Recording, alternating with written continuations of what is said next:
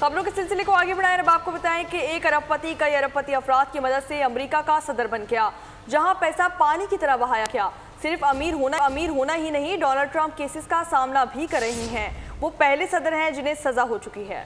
Trump के donor से क्या चाहते हैं, उनके मुकदमात का क्या होगा, वो पाकिस्तान से ताल्लुकात पर क्या मौक़िफ़ अपनाएंगे, सवालात उठने लगे हैं।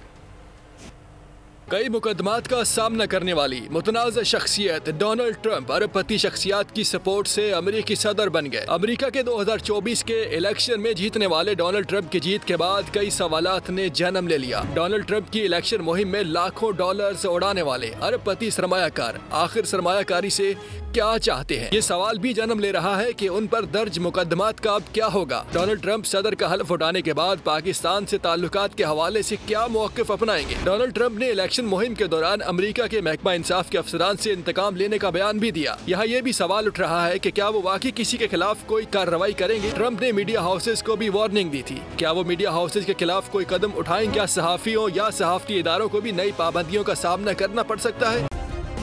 सब्सक्राइब करें और बेल दबाएं ताकि कोई खबर रह न जाए।